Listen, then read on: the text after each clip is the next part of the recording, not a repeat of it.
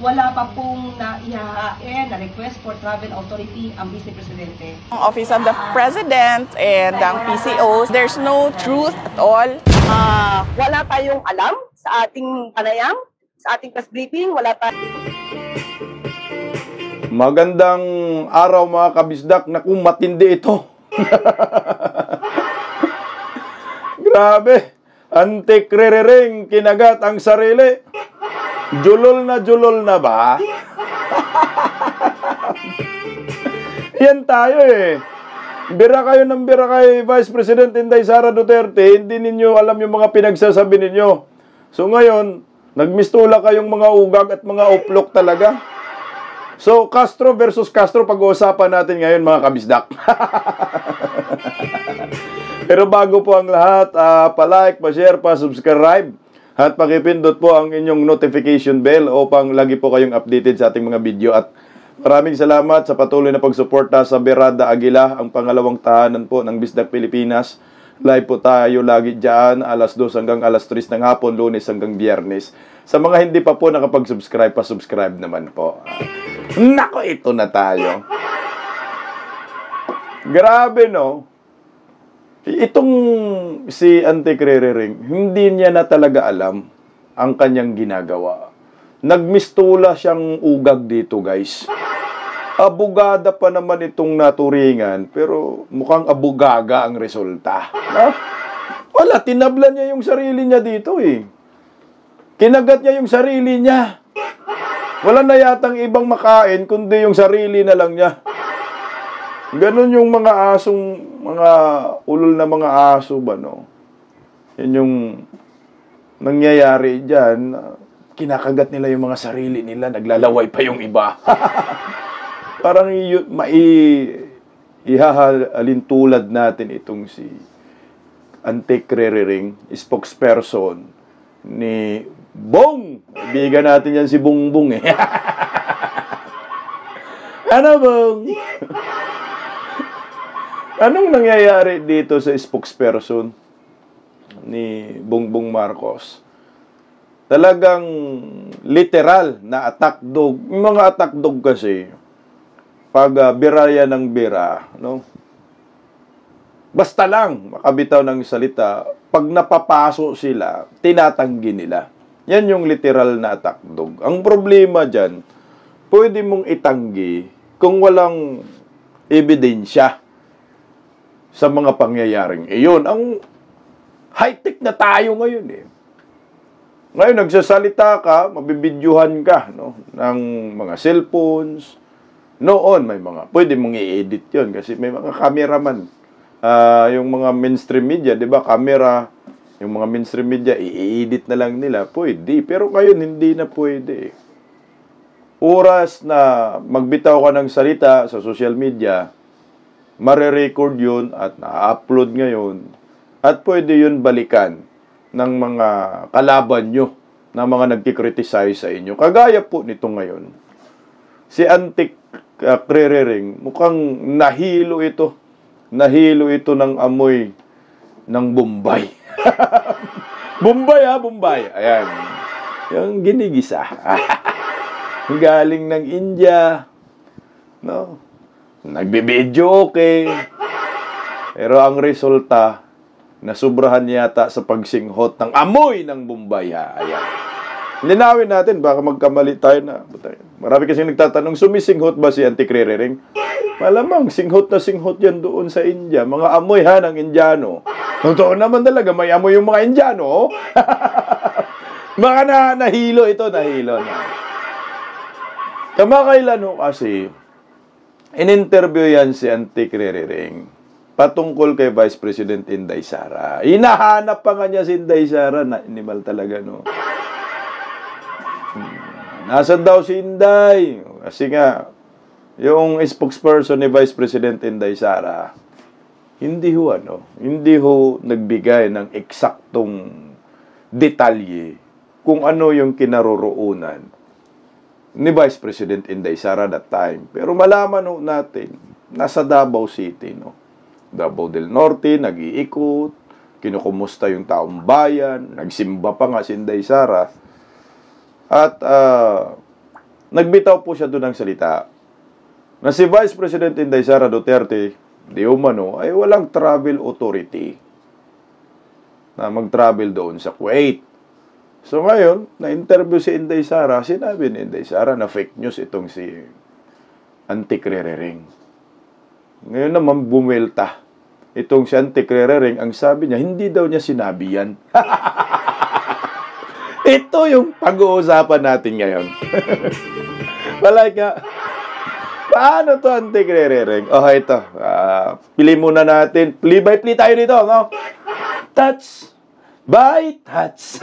Parang touch by touch tayo dito. Para masundan po ng maraming mga Pilipino. At laging nakatutok sa Bisdak Pilipinas. Palike nga ho, guys. Oh, ito yung unang pangyayari dyan. Kasi, unahin natin yung interview kay Vice President Inday Sara Duterte. Bago natin ilabas yung pang-rebat natin kay Antique Rerering, idol ni VMR. Okay. Tuloy, pakinggan natin yung sagot ni Vice President Inday Sara. Pumunta daw ako ng Kuwait without travel authority, sabi ni Castro, Claire Castro. Well, sila naman yung lagi nagsasabi no na huwag mag-propagate ng fake news and misinformation. So, ang Office of the President and ang PCOs, there's no truth at all nga niadto ko og Kuwait without a travel authority. So, I guess isa na naman yon sa ginagawa ng Office of the President na yung ilihis ang usapan sa kung ano ang totoong nangyayari sa ating bayan. So kahapon, nakita natin na unfavorable sa administration ang decision ng Senate of the Philippines. So gumawa na naman sila ng kwento na umalis ako ng bansa ng walang travel authority para doon na naman matutok yung attention ng mga tao and matuloy na naman yung lagi nilang paninira sa akin. Ang sinasabi ko nga, ang tawag dyan is political scapegoating. Okay. Ang banat ni Vice President Inday Sara dyan, political scapegoating. At ang sabi ni Inday, hindi po ako pumunta ng Kuwait na wala po akong travel authority. Kasi alam na, bawal po talaga yan, mag-travel ang isang opisyal ng gobyerno, lalo na Vice President, kung walang travel authority. Lahat po yan may travel authority, from mayor, local government, hanggang Senado, Kongreso. Dapat may travel authority ka po sa pamahalaan. Bawal ka po mag-travel pag ganun. So, yan, sinabi ni Vice President Inday Sara, fake news na naman itong si Antique Rerering. Kasi Inday Sara ay nag-travel sa Kuwait na walang travel authority. Ang problema po kasi dyan, itong si Antique Rerering, ang binabantayan lang ay si Vice President Inday Sara Duterte. Kasi yun yung tungkulin niya eh. Yun yung nakaatang sa mga balikat niya. Yun yung utos ni Baki, no? Bantayan mo si Inday Sara, ha? Hindi pwedeng malingat ka, no? Baka malit ka sa pag-atake. Baka malit ka sa pagdipinsa kay Ngiwiim. Kasi attack dog siya, at the same time, defender. Eh. Pero nakakalungkot dahil yung pinasahod sa kanya, galing po sa kaban ng bayan yan. Eh. Galing sa atin yan, mga taxpayer. Hindi naman po tayo nagbabayad sa kanila para lamang manira, para lamang dipinsahan si Bongbong. Yun ang hindi natin matanggap-tanggap. Pero ito na yung mundo natin ngayon eh. Ito na yung ginagawa ng gobyernong Marcos. Yung pera ng kaban ng bayan, hindi ho nila ginamit sa tama. At nagpapasahod sila sa mga maling mga opisyal ng gobyerno, kagaya po ni Rerering, na ang kanyang tungkulin ay hindi na po sumisigon sa kanyang katungkulan bilang spokesperson ni Bongbong Marcos. Na ang lumabas po dito, talagang attack dog siya. Attack dog na julol na julol. Ito yung rebat ni Antique Rerering. Sabi niya dito, wala daw, wala daw siyang sinabi ng ganon. Ito, gigil na gigil yung atakdog ni Bongbong dito. Bong! Sobrahan yata kasing hot ng amoy ng Indiano, ha? Okay, pakinggan po natin. Sinabi niya na gumagawa ang kwento, no? Ang Office of the President, PCO, ay gumagawa ng kwento na sinabi daw natin na siya ay nagbiyahe sa Kuwait nang walang travel authority. Natanong lamang tayo nito dahil hinahanap siya. No? At mukhang hindi din alam ng kanyang spokesperson kung nasaan ang Vice Presidente. At ang sabi natin ito, wala tayong alam sa ating panayam, sa ating press briefing, wala tayong alam o informasyon patungkol dito. Tinanong natin ang Office of the Executive Secretary kung may travel authority. Ang sabi niya, at the time, nung press briefing, may travel authority lamang siya for July 5 to July 28. Hindi naman masamang maging responsable sa pagsasalita. No. Talagang nanindigan siya. Wala siyang sinabi daw na gano'n, na walang travel authority si Inday Sara. Paano yun ang tigre-ring? Kasi, bidyuhan man.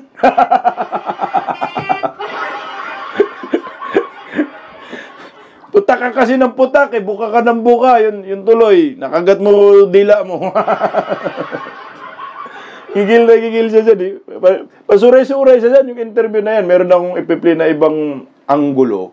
Para siyang lasing ganyan. Meron akong i-play na ibang anggulo, mamaya. Mas maganda sana na malaman niya kung ano yung sinabi natin bago siya sumagot. Although sinabi naman niya sa kanyang panayam na wala siyang nakita or nadinig kung ano sinabi natin, but still, nagbintang kasi siya ng negatibo sa Office of the President at sinasabing gumagawa kami ng kwento. Definitely, wala tayong binanggit na siya nag-travel sa Kuwait. No. Wala daw nabanggit na siya ay nag-travel sa Kuwait. No, ayaw daw nila na sinasabihan silang mga fake news, gawa ng kwento. Ganun naman talaga ang mo kreriring, yung estilo ba, no? Marunong gumawa ng kwento, marunong gumawa ng fake news, sinisira ang mga Duterte, sinisira si Inday Sara. Pag napaso, sabay kambyo, no?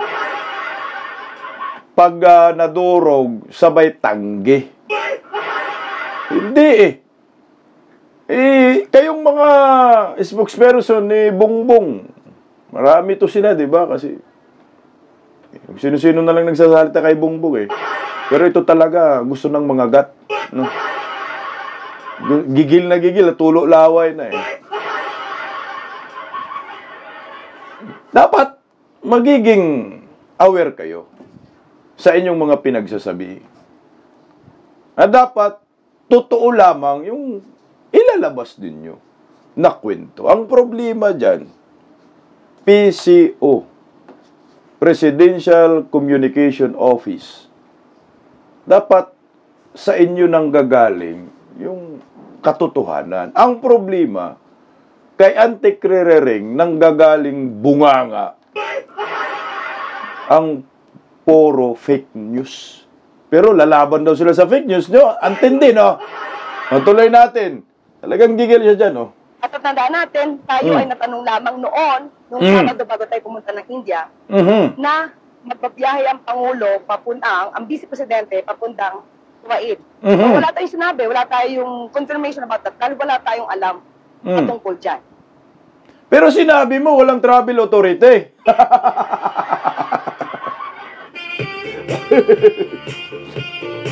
Huwag mong sabihin na wala kang travel authority na sinabi. Meron ang sinabing walang travel authority. Yun yung issue dyan Ang sinabi ni Inday Sara, fake news ka, Antique-Rerering, na ako ay nag-travel sa Kuwait na walang travel authority. May travel authority nga. Yun yung punto doon ni Vice President Inday Sara. Na nanggagaling yan sa bibig mo sabi mo, walang travel authority. Ito, meron akong ipi-play na video. Bago siya dumating ng India, hindi pa siya hilo dyan Nasa Pilipinas pa yan, before and after. Castro versus Castro. Pagkatapos na mag-video okay sa India, you are my dancing queen. Ngiwi ibay, tamungi. Hilo siya dyan. Nahilo na, no? Ito, i-play natin yung yung sinabi nyo. Pakinggan natin. Sa ngayon ay wala po tayong informasyon. Tinawagan po natin ang Office of the Executive Secretary sa ating pagkakaalam at sa ating ibigay.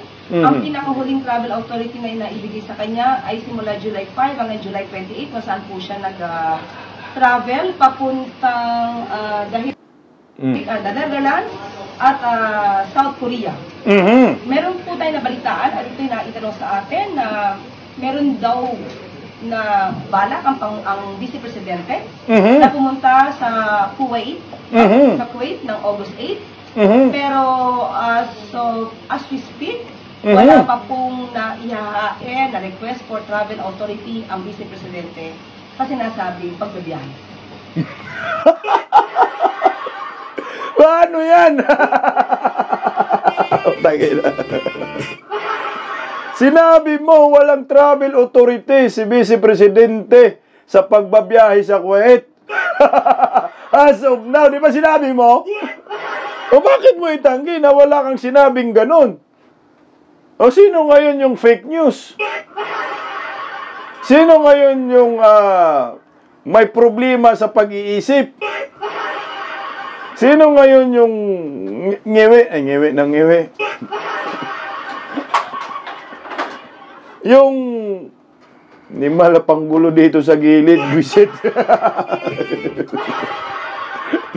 Nawala ako sa diskarte. Ito. Sino ngayon yung nagsasabi ng totoo? Sino ngayon yung sinungaling? Ang linaw dyan, anti-krerering.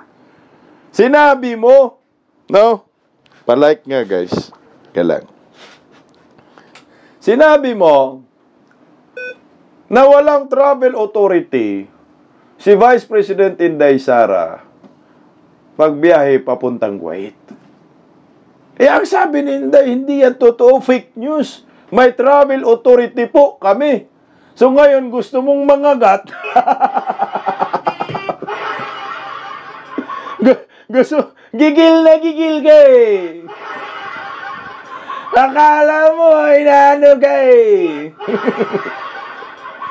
So, tinabla mo ang sarili mo. Pinahiya ni Castro si Castro. Tinabla ni Castro si Castro. Sinunog ni Castro si Castro. Kinagat ni Castro si Castro.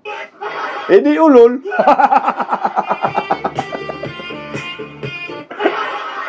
Kaya sabi ko sa inyo mag-ingat ka. Kayong mga nasa gobyerno, mag-ingat po kayo sa inyong mga binibitawang salita. Hindi man yan magsabi si Inday Sara kung wala siyang datos, no? Kung may mali doon, mali yung nagtatanong. Sinagot lang naman ni Inday, tumutumpak yung sagot ni Inday.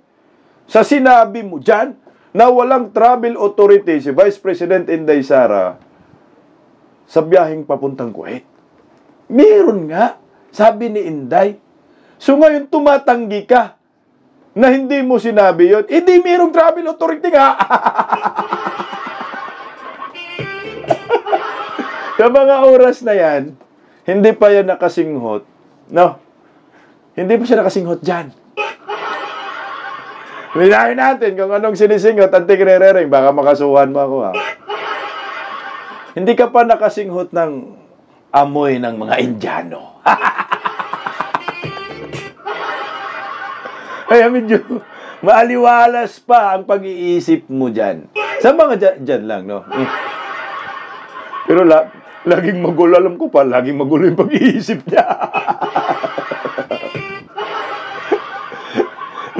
Nung pumunta ka ng India, pasayaw-sayaw ka, you are my dancing queen.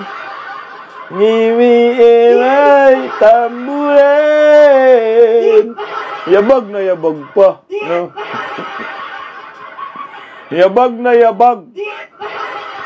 Meron akong ipi-play na video na hindi ko na-add, teka lang, ayan na. Ayan. Pa-like nga, guys. Tikirering dyan, oh. Tingnan mo. Yung dila niya dyan, oh. Teka lang. Yung dila niya, ano na. Ulol na, ulol. Hindi. Pareho lang to na, ano, na sinasabi niya. Ibang anggulo. Kasi magulo talaga siya dyan.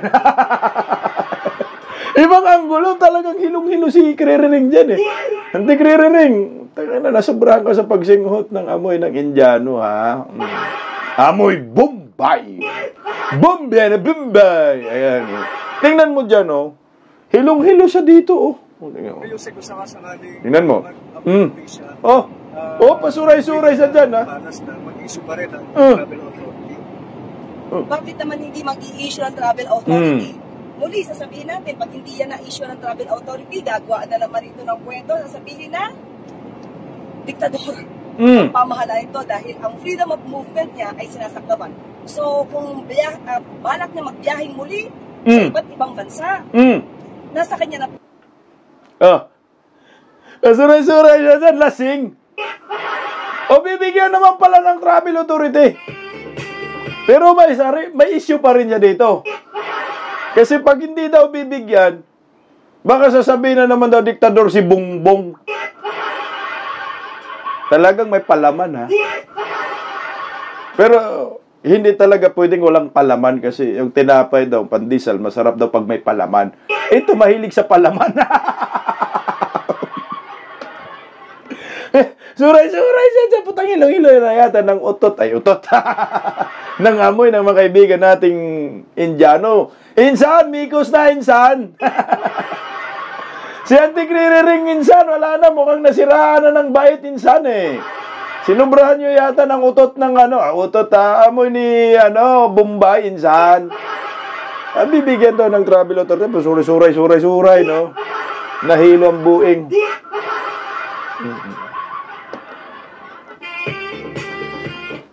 Ano po ba ang magiging epekto dito sa mga pinagsasabi ni Claire Castro laban kay Vice President Inday Sara? Maliwanag pa ho na siya ay nagsisinungaling, na siya ay pinagmulan ng fake news. Sa lahat, ito yung spokesperson na laging lutang, no? Lutang yung pag-iisip at mukhang lasing. Sa akin, no, sinisira lang ni Claire Castro yung sarili niya dito. Yung dignidad niya, talagang winasak niya ho dito. Yung pagkaabogada niya, na walang saysay. Pag sinabi mo kasing abogado, para bang ang tingin natin sa kanila, mataas na uri ng pagkatao, kapanipaniwala, no? Karespeto-respeto. Noong lumabas itong si Kririring sa kanyang lungga, dati, vlogger yan, political vlogger, maraming humanga sa kanya. Kasi nga, bumibira kay Bongbong. Bumibira sa Marcos admin. Naakala po siguro ng ibang mga subscribers niya, kakampi nila itong si Auntie Kririring. Alam naman ho natin, itong abogadang ito ay anti-Marcos talaga ho ito. Galit yan kay Bongbong.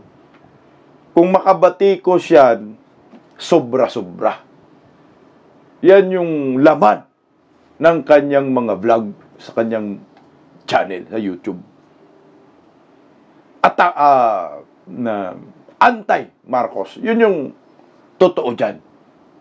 Yung classification niya that time, anti-Marcos. Maganda yung mga pinagsasabi niya that time. Mukhang ka-respeto-respeto nga. Lalo na pag ikaw viewers, subscribers ng naturang channel na alam mo ay abogada yung nagsasalita, mapasubscribe ka. Kasi, abogado ito. May laman itong mga sinasabi at katotohanan pagdating sa legal. Kagaya merong sikat ngayon na abogado na nagbablog. Maraming subscribers, eh. pag-upload pa lang niya ng video, talagang sumisipa agad. Talagang nagtitrending agad. Kasi nga, fact, yung kanyang mga sinasabi. Kumbaga, katotohanan lamang. Walang kasinungalingan. At yung kanyang mga komentaryo, merong sinusundan. Ang sinusundan, yung legal na basihan. At credible siya sa kanyang mga sinasabi dahil siya ay abogado.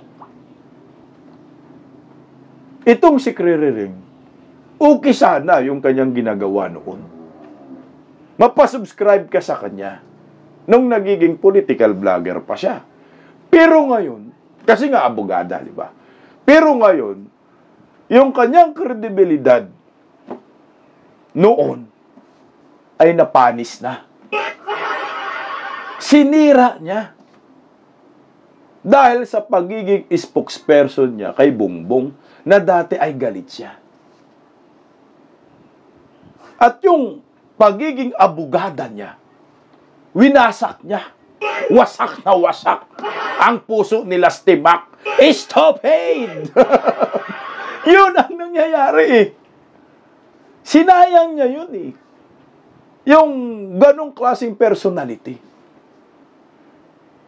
Alam niyo po kasi kaming mga political vloggers, may kanya-kanya kaming atake. May kanya-kanya kaming estilo. At may kanya-kanya kaming lasa. No? Tana, nadidip-dip na rin tayo. May kanya-kanya kaming lasa. Yan. Yung iba mapakla. Yung iba maalat. Yung iba matabang. Yung iba matamis. Ako yun. I like you guys. Yung mga, meron kaming kanya-kanyang putahe na ihahain sa inyo. Nasa mga subscribers na lang, mga viewers, kung alin yung pipiliin ho ninyo. Okay na sana ikaw ang Kririring that time. Kaso nung pumasok ka sa pagiging spokesperson ni Bongbong, nagiging fake news peddler ka, nagiging attack dog ka, na parang kang asong julol na naglalaway na gustong mangagat. Yung kredibilidad mo nawasak. Bakit? Kasi nga, ang tungkulin mo ngayon ay attack ng attack sa mga Duterte. Wala akong naalala na priskon ng babaeng ito na walang paninira sa mga Duterte. Laging may buntot na Duterte yan. Laging may palaman na Duterte yan. Talagang ikukunik niya ang mga Duterte sa mga masasamang issue at papalabasin pa niyang ito ay totoo at credible. Yan yung pagkatao ni Kririring. Kaya ang abogado ngayon, ang abogada ngayon, sumama ang kanilang imahe nang dahil sa mga taong ito. Pag sinabi mong abogado, mukhang wala na eh. Fake news. Pasintabi sa mga matitinong abogado at abogada. Pero nahatak kayo eh ng masamang imahe nang dahil sa mga taong ito. Kagaya ni Gadon. Ayan, Kririring. Bukoy, meron pang princess. Diyos ko, pag nagsama-sama, wala na, puro maling balita talaga. Isa ang tabas ng dila, atakdog ng mga Marcosis. Pero pinasahuran natin. Iisa ang direksyon. Talagang, ang kanilang nakikita ng dalawa nilang mga mata, Duterte. Duterte. Yun yung imahe nila ngayon. Sumama ang imahe ng mga abogado nang dahil sa kanila. Kaya dapat i-disbar na lang itong mga to. File na lang ito ng mga disbarment case dahil hindi na po umuuyon ang kanilang mga sinasabi sa kanilang profesyon bilang isang mga abogado. Bakit ba nag-abogado ka puro mga mali-maling balita, mga fake news ka, lalo na ito? Sinabi mo, wala akong sinabi, walang travel authority.